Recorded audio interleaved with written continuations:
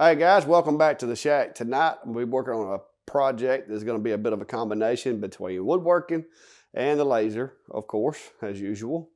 Tonight's project is going to be something that my wife has asked for, and I'm working on it for kind of a, I guess you could say, Valentine's Day gift for her. First, I'll show you what we're starting with.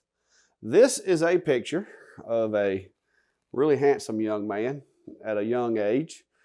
This picture was taken back early 90s. I'm going to say probably around 95, maybe mid 90s, somewhere around in there. But this is a picture of me and my wife. This is actually the first picture that we ever had made together as like a professional photo. So my wife has asked me to do a custom frame for it, because this one was just something we picked up at like Walmart or somewhere back a long time ago. And she wants something a little more memorable, a little customization done to it, and something that just looks a little better. So I'm going to give that my best go. And what I'm going to do basically is I'm going to take this part here. I'm going to take the glass, the little cardboard backer, and the photo. All that's coming out of this frame, and I'm going to reproduce this frame and put my own spin on it and do some custom engraving to it and that type of thing. Now, this project may take a while. I'm just going to work on it here and there, and there's going to be some planning and thinking in the middle. So I just figured I'd go ahead and start this video out that way. First step is going to be to select some wood, prepare the wood, and then start the build. So if that's something you're into, guys, stick around.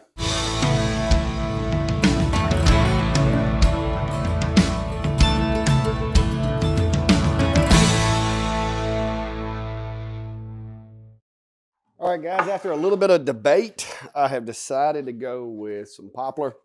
And one reason is I want to try to keep this thing light because it does hang on the wall.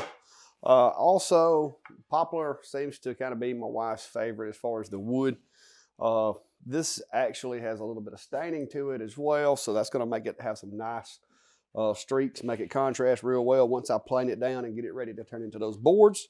And another thing is it's already pretty close to the thickness that I need it, and so I don't have to plane a whole lot. So what I'm going to be doing next is, just to make sure that I get these things as flat as I can, I'm going to cut myself out a couple of boards that are basically, I'm going to cut this thing in half. That way I have plenty of material, because I plan on doing a wide frame for this. So I want to cut this thing in half, plane it down, get the wood nice and cleaned up, and then we'll go from there.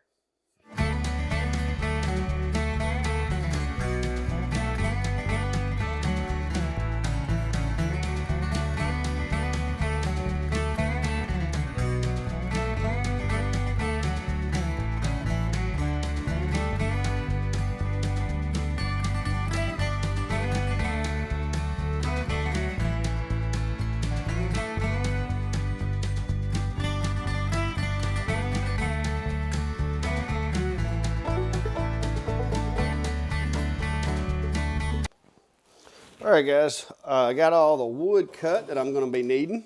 What I did is I went ahead and cut these into 2.5 inch strips, basically little 2.5 inch by 3/4 inch boards. This is all the poplar wood, and as you can see, it does have some graying and some character to it. The one thing that I'm going to need to make sure that I do with all my wood before I even build it is, in this picture frame, you've got this little valley right here. That's where the picture, the glass, and all that sits. So I've got to replicate that on the inside of all my boards so that I'll have this on there moving forward. So the first step is going to be to make sure what size hole that is. And it looks like this is going to be about a 1/2 inch, just under a 1/2 inch. I'm going to say this is going to be about a 3/8 trough that I need in here. Yeah, that looks like it's going to be exactly 3/8. So I've got to come up with a 3/8 inch trough to go inside here. This actually isn't a terrible picture frame. I don't know that it's real wood, but it seems to be holding together pretty well over the years. So I'm going to take this, I'm going to go over to the router table, and what I'm going to do is I'm going to set me up a bit to come in and do that 3/8 deep. And let's see how wide it needs to be. About a 1/4 inch in. So I need it a 1/4 inch inset, but I need it 3/8 inch deep. So I'm gonna go over here and get that set up on the router. All right, guys, so I got the router table set up, and that's what I'm looking at. The way that I've got to have this one set up, if you'll notice, is this one's got to be deep. So what we're going to be doing is I'm going to be running the board like this side right here. That way it makes it go deeper. I went ahead and did it both sides just to kind of show you, but I'm going to be doing them flat on one side, and that's going to be, I'm going to make sure that I do this to the side of the board that I want to be the back, because when you're building something like this, you always want to kind of look at your wood and determine what you want to be the back. I'm going to put that knot right there around back and take that cool little growth pattern there on the front. Same thing here. Got a larger knot on the back. I'm going to go with that smaller one on the front. No knots to contend with there. So that's what I'm going to be doing as far as the way I place them and where I put the indention at.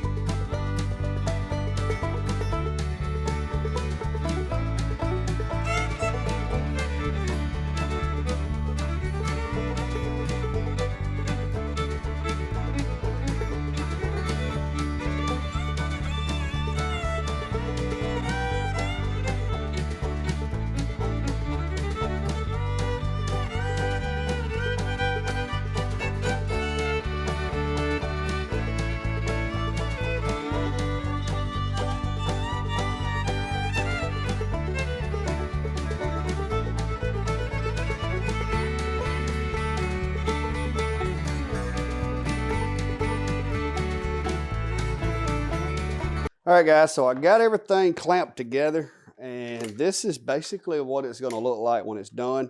Right now, I'm just confirming that I got all my cuts like I like them. Everything matches up. All my boards are where they need to be in their orientation. And before I go any further and start engraving everything, I want to make sure that the cardboard, which is the same size as the picture and the glass, I want to make sure that this guy is going to fit in here. And it does. I may even try to cut another piece of something to go in here instead of you reusing the cardboard. But to be honest with you guys, the cardboard's already the right size. It's been in this picture for years, so really not any need to change it. I may engrave something on the back of it, just, you know, maybe the day that I make the frame, or I may do that on the back of the frame. Who knows? But I've got it where I need it to be now.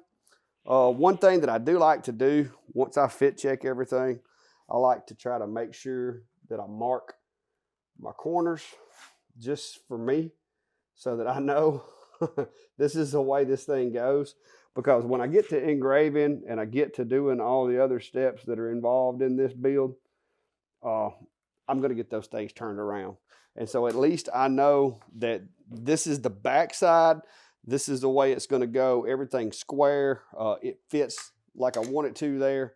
And guys, if you're going to be building frames and stuff, these little clamps right here, these are called Bessies, B-E-S-S-E-Y. And I don't remember exactly how many of them I picked up, but I've had these guys for a while. And they're great for making picture frames or anything that you need to hold it still. What I'll be wind up doing here, once I get the engraving and everything done, I'll put it back together. I'll put it back in the clamps. I'll have these. I'm probably going to put some biscuits in the corners right here, some glue, clamp everything together. I may try to shoot some brads in the corners just as extra security, but more than likely, I'm just going to glue these up and let them sit.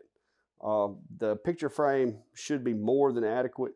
A lot of times what I'll do is you can take a regular staple gun, as long as your staples aren't long enough to go all the way through the frame, and you can actually shoot staples in these and just kind of tap those down with a plastic hammer and use them kind of like stitches to hold the back of these together if you want.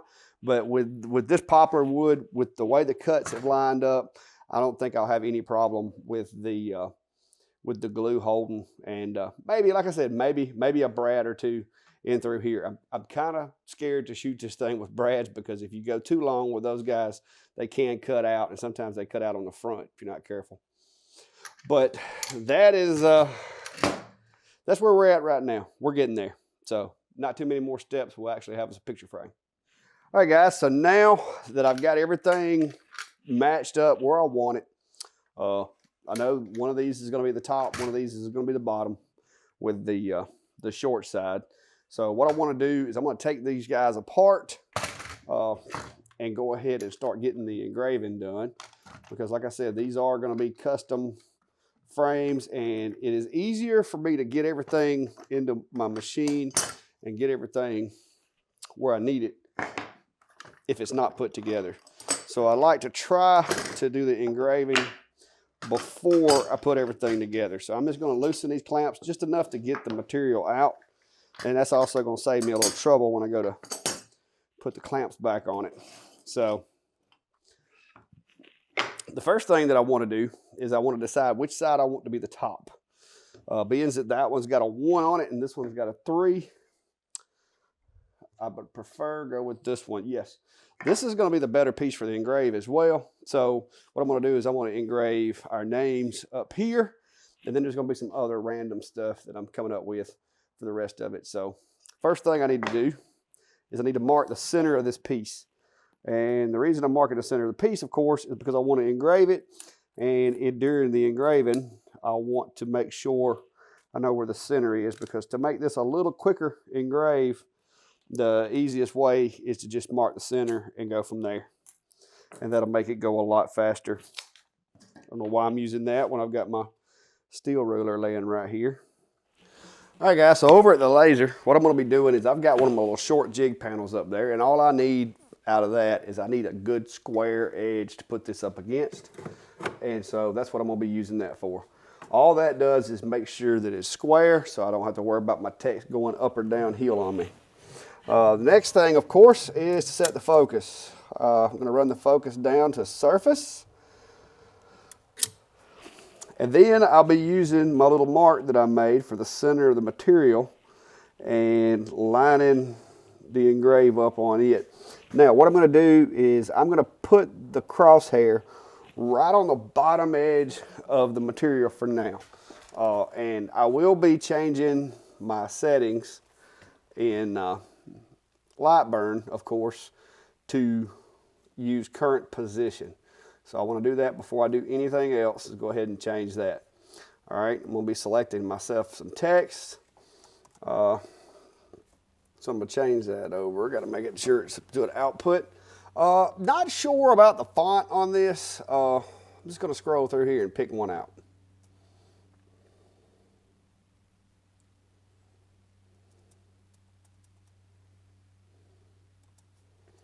Okay, being that this is my wife's project technically. Oh, hello, cat. I don't know if y'all can see. I got a visitor over here. Being that this is my wife's project more or less, I think I'm going to go with a little more, I don't know, cursive, something that I think that she would like, because this is technically going to be her Valentine's gift, I guess. So I'm going to go ahead, I'm going to do center. I'm going to center the text on the material. I've got my text in here. On this one, I am going to do a really, really deep text. So instead of doing the typical 100 and 100, I'm going to slow my speed down to 80. Keep my power output at 100. It is a fine text, so I'm going to up my LPI to 254 just to keep from being able to see any lines. We'll be running air assist because this should be a pretty deep engrave. I am going to sand this thing when I'm done, so I'm not concerned about that. So I'm going to run full air and go ahead and send it.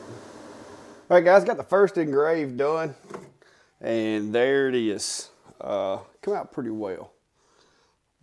like I said, I went with a real cursive font, a little fancier than what I would use for something of mine, but since this is requested by the wife, that's something that I think she would like. So I've got a few other engraves I want to do. I've got to do the bottom, and I'm not sure what I'm going to do with the sides yet. So we're just going to go ahead and get started on the bottom for now. All right, guys, I got the bottom burning now. I'm going to get that engraved done, but unfortunately, I've run out of time for tonight, so we're going to have to cut this and pick up later. All right, guys, back. It's the next day, and hopefully I'm going to get another portion of this build completed. It may be a couple more days in the making before I get it completely done, but this is where we left off. I got the other piece got done in the laser and just left it in there last night. Got that engraved, and so I'm about to take it over to the router table and do a little bit more work to these pieces, and then I'll be putting everything together.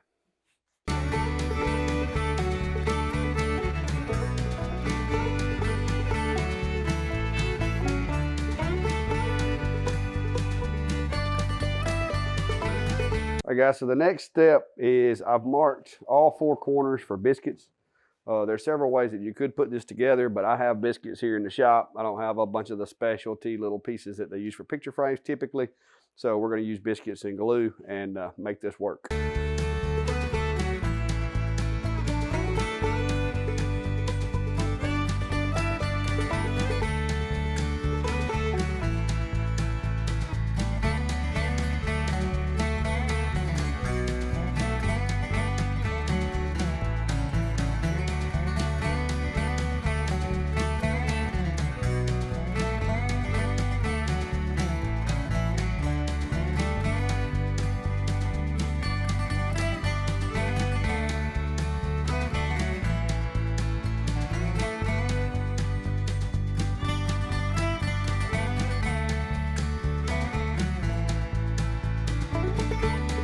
All right, guys, so I've got the clamps on it. I've got it glued with the biscuits in there. And now I'm just gonna have to let it sit and let the glue set. All right, it's been a few days, guys, but finally getting back to finishing up on this thing. It's been sitting, should be plenty long now to stay together. Glue should be more than dry. So go ahead and get these clamps off of this thing, see what it looks like. And there we are. So I got it all glued, got it clamped, everything looks good. Got a little fuzzies on here, still needing sanding. But so far, so good.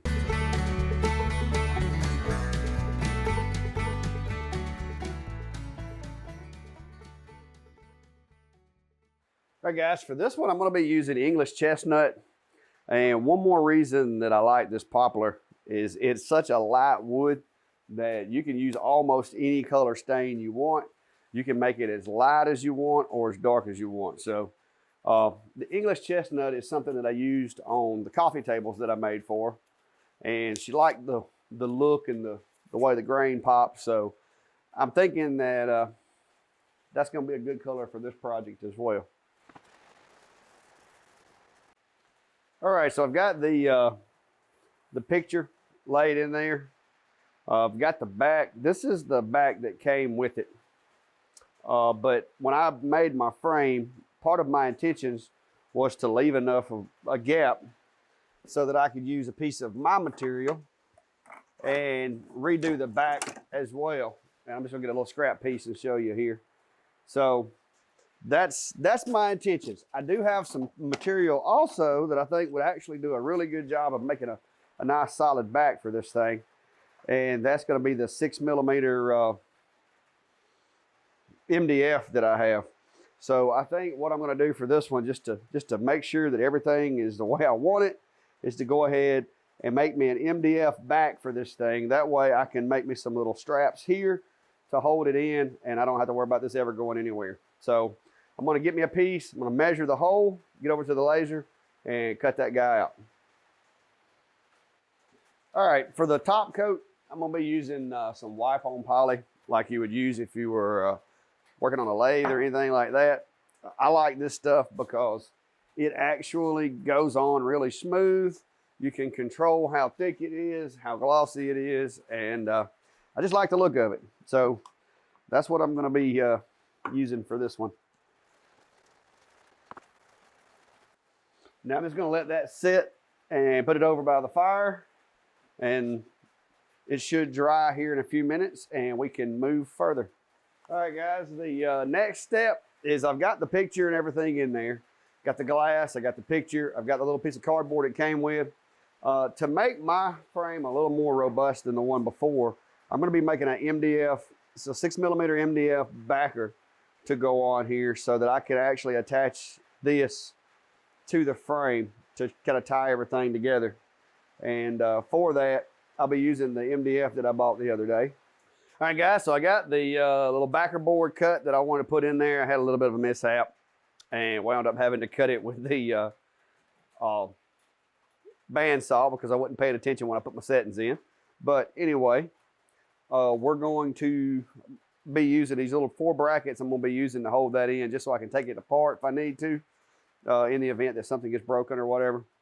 I'm using my ruler basically just to space these little triangles in the width of the ruler from the edges, and then I'm just going to put some screws in there. When I cut these, I did go ahead on the laser and incorporate the screw holes so that I could keep them symmetrical and make everything look the way I wanted it to look. So I'm just going to be putting those in, and I am using just little short 1/2 inch wood screws. And gonna put all 4 of these on, and once I get those on, I've already went ahead and put the hanger on there, so should be good with that. But I'm just using this, like I said, as a gauge to try to keep my little corner brackets in. It's a little easier for me to do this than it is to measure them. And once I get them to where they're where I want them, I just hold those guys down and put some screws in them. All right, guys, so got it put together, got everything working the way I wanted it to, and it is ready to go. So I know there's 1,000 ways to build a picture frame, guys. I'm well aware, but this is just kind of the way that I have been doing them lately. I like to incorporate the laser into my builds, and these little corner brackets serve 2 purposes. These will actually help sturdy the frame as well as hold this backer in. It makes it really easy to take this thing apart if you want to change the photo out, if the glass needs cleaning or glass needs replacing or whatever the case may be. If you measure everything out right, you get everything flush, it does a really good job of holding the center board, holding this board here in place. And it just makes it sturdy, makes it meaty, and it works. So there is the finished product. The engrave is not going to be really, really bright because, like I said, I did use a really dark stain, but there's that handsome guy right there back, I don't know, 1993 or so, and there's the wife. And yes, this is very 90s, guys, okay? I am glad I went with the darker stain because with this photo, it has that, dark shadowing around the edges, and I think everything contrasts really well, and I think it turned out nice. So, guys, if you're looking at a Valentine's gift idea, you got some extra wood laying around the shop, I can guarantee you that, 1, you'll come out a lot cheaper than going and buying roses that are going to die, and 2, I have found that the things that you make and you put your own little touch on them, your own little spin, tend to score you a few more points than something you just walked through the store and picked out. So I'll let you know how it goes. But until next time, guys, there's your idea. Work on that. You've got a few days left, but you better get started. So until next time, be safe and have a good day.